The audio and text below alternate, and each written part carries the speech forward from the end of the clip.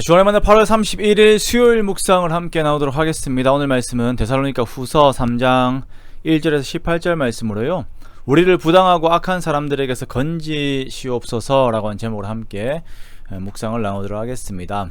오늘 본문은 데살로니가 전후서의 마지막 부분입니다. 사도 바울이 데살로니가 성도들에게 편지를 보낸 가장 큰 동기를 보자면 그것은 바로 그들을 향한 사랑입니다. 데살로니가 성도들이 복음을 받아들이고 세상에서 나와 하나님의 자녀가 되어 세상의 핍박 앞에서 복음을 지켜나가는 그 모습들을 격려하고 위로하고 또한 더욱 힘을 주기 위함이죠. 이러한 동기 속에서 바울은 내부의 핍박자인 거짓 교사들에 대한 그 태도에 대해서 교훈을 하고 있습니다.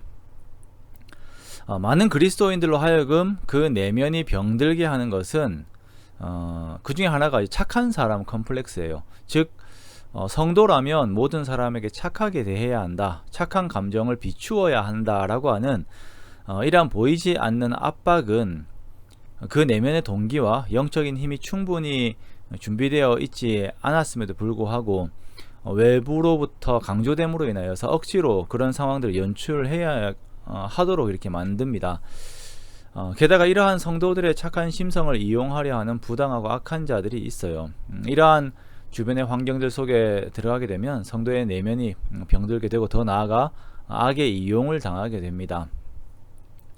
본론적으로 바로 들어가서 데살로니가 역시 이러한 위험 요소들이 있었기 때문에 사도 바울은 데살로니가 성도들이 기도해야 하는 기도 제목들 중에 하나를 우리를 부당하고 악한 사람들에게서 건지시옵소서 라고 하는 기도 제목으로 가르쳐 줍니다.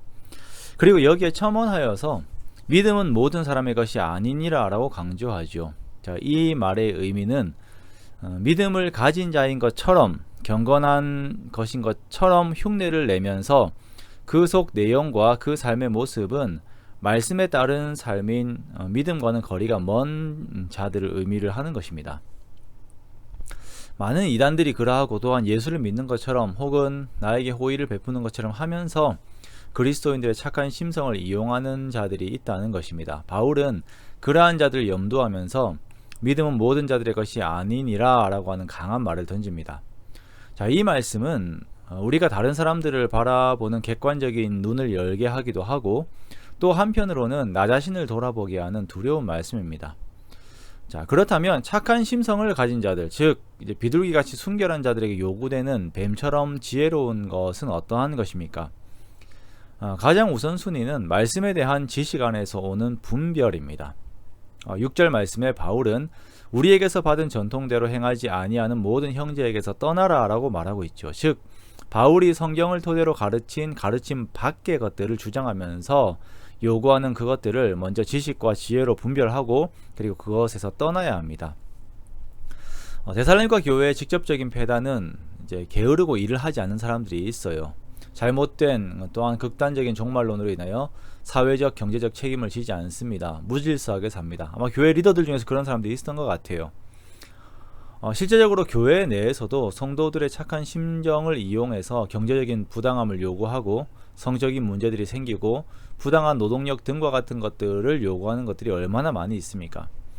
적그리스도가 등장할 때 가장 두드러지게 나타나는 것은 하나님께서 제정하신 도덕률에 대적하는 것이다 라고 하였습니다.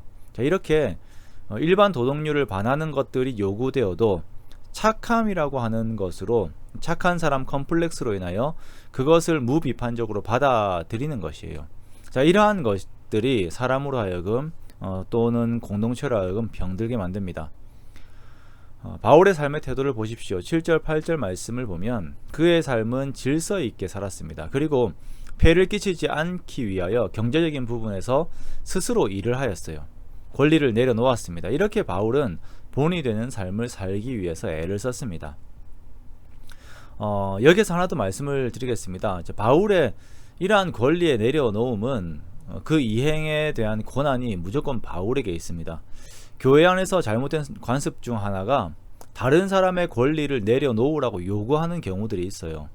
자, 그것은 반드시 잘못된 것입니다. 그 사람의 권리는 그 사람의 것입니다. 침범해서는 안 되는 것입니다. 그렇게 성도들은 서로의 권리, 서로의 입장을 존중해야 합니다. 이것이 바로 사랑입니다. 바울은 데살로니가의 무질서함에서 본을 보이기 위해 그의 권리를 내려놓는 사랑을 이루고 있었던 것입니다. 이렇게 교회는 하나님의 말씀에 근거하여 질서 있고 도덕적인 내용들로 그 삶들이 채워지게 됩니다. 14절 말씀에 바울이 전한 하나님의 말씀에 순종하지 아니하는 자들에게는 그 사람을 지목하여 사귀지 말고 그로 하여금 부끄럽게 하라고 말씀합니다. 그러나 원수같이 생각하지 말고 형제같이 권면하라고 하는 사랑의 태도를 버리지 않을 것을 또한 강조하고 있습니다.